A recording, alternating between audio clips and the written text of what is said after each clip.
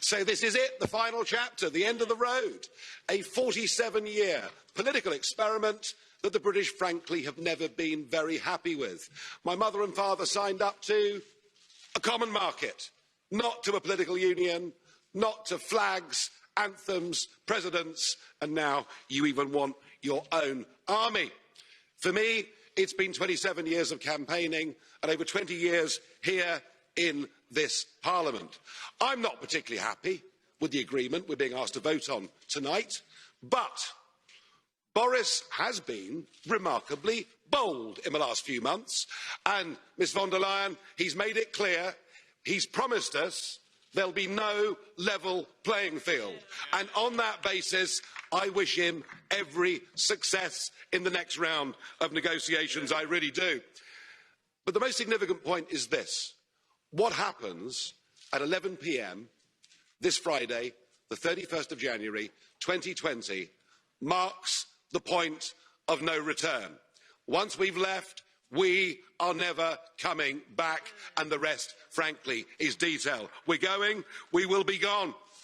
And that should be the summit of my own political ambitions. I walked in here, as I've said before, you all thought it was terribly funny. You stopped laughing in 2016. But my view has changed of Europe since I joined. In 2005, I saw the constitution that had been drafted by Giscard and others. I saw it rejected by the French in a referendum. I saw it rejected by the Dutch in a referendum.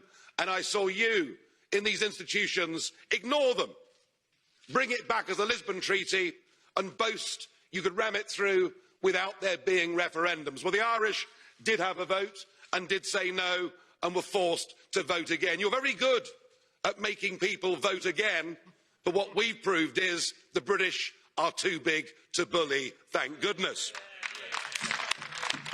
So I became an outright opponent of the entire European project.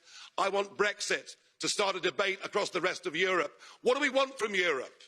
If we want trade, friendship, cooperation, reciprocity, we don't need a European Commission. We don't need a European Court. We don't need these institutions and all of this power. And I can promise you, both in UKIP and indeed in the Brexit Party, we love Europe. We just hate the European Union. It's as simple as that. So I'm hoping this begins the end of this project. It's a bad project. It isn't just undemocratic, it's anti-democratic, and it puts in that front row. It gives people power without accountability.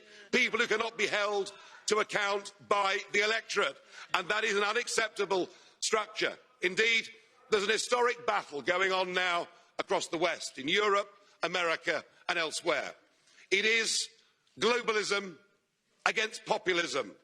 And you may loathe populism, but I tell you a funny thing, it's becoming very popular. And it has great benefits. No more financial contributions, no more European Court of Justice, no more common fisheries policy, no more being talked down to, no more being bullied, no more Guy Verhofstadt. I mean, what's not to like? I know you're going to miss us. I know you want to ban our national flags, but we're going to wave you goodbye, and we'll look forward in the future to working with you as sovereign. If you disobey the rules, you get cut off. Could we please remove the flags? Mr. Farage, could we remove the flags, please? That's it. It's all over. Finished. We've gone. Could I please ask for quiet?